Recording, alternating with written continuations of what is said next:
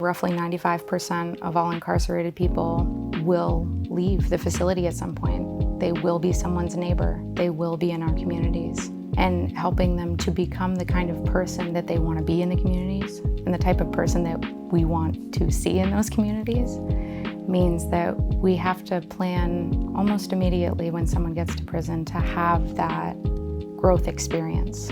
My name is Victoria Scott, and I am a part-time Strategic Initiatives Coordinator with the Educational Justice Institute at MIT. The Educational Justice Institute at MIT has been with me all the way. You know, they were very much almost a guardian angel of sorts while I was going through my carceral experience. When I came to be incarcerated in the Maine Department of Corrections, I saw it as an opportunity for me to break free from all the disadvantages in life and barriers that were holding me back, all of the self-limiting beliefs, all of the toxicity that I'd experienced, and to let go of all that trauma to figure out who I was and who I wanted to be. So I started talking about education immediately, and little did I know when I first got to the facility that they did not have matriculated degree programs for women in the higher security facility. And something about that, I just couldn't accept the fact that I would be waiting to become the me I needed to be. So I started having conversations within the facility and eventually reached outside toward partners in advocacy groups, and I was heard. I got responses particularly from our deputy commissioner at the time, Dr. Ryan Thornell, who was a big believer in education and treating incarcerated people with human dignity. And he assured me that I would be enrolling in college and that there were efforts to construct a women's program at the higher security facility. And I was taking 2 to 4 online courses at the time with an hour of supervised access to the internet for discussion board posts and to communicate with my professors and submit assignments. It was a challenge. It was something that I needed, and I felt a great deal of responsibility, you know, like I had something to prove. I was determined to prove it, that it can be done from anywhere if somebody wants it badly enough, if they need that chance for change. So when COVID came, it kind of locked the facility down, and when all the doors closed, a Zoom window opened up, and that was when Professor Lee Perlman, co-director of the Educational Justice Institute at MIT, formed a partnership with the Maine Department of Corrections to be able to offer synchronous Zoom courses to incarcerated students in mixed cohorts. So there were outside students at MIT and Wesleyan and all these top-tier universities, and us, inside students who were sitting in various facilities, connecting with them via Zoom, talking about some of the deepest philosophical subjects I've ever discussed.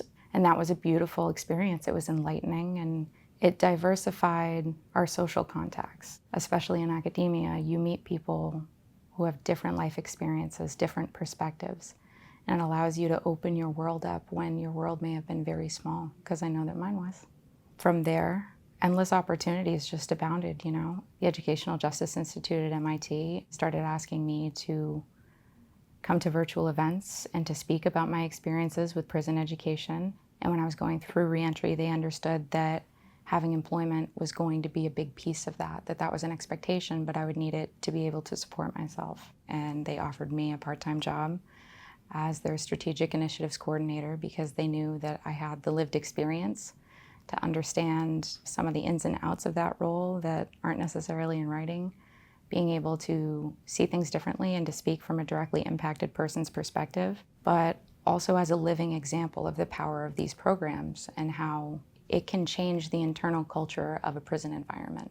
When you introduce technology for education, that creates boundless ripple effect for opportunity for that student. If they can connect with professors and they can be present in Zoom classes and they can talk to other students, and to be referred for other opportunities, sometimes paid opportunities like internships and fellowships, and that closes the resume gaps that they're going to face post-incarceration. So teaching people how to be empowered to live a good life and giving them the tools to do that and the mentorship is incredibly important so they can feel a sense of self-efficacy, agency, a little bit of autonomy, obviously, within reason in a facility, but so they don't feel helpless and always hope someone will save them when they could be the hero of their own story. They could be saving themselves. You just have to show them how. When I speak to other people who are still at where I started from, that gives me hope. You know, I get a little thrill from it because it's like, oh no, me too, but it can get better. And this is how we did it. being able to share that spark to ignite the fire, that's what keeps the passion alive. Seeing how you can guide and inspire and advise others, how you can help them through the hard times. I never thought I'd see this kind of rapid change in higher education and prison, and in justice reform, and in the change of correctional culture. Seeing the way that it literally changed my facility, especially in regard to relationships between residents and staff, because I kind of see underneath the apparent difference that we all really want the same thing. We all want to feel safe, we want a nice society, and we want people who are healed from the fracturing that they've experienced throughout their life. We want people to be contributors to their community, and only people who have had the support and the encouragement and the opportunity are going to find that.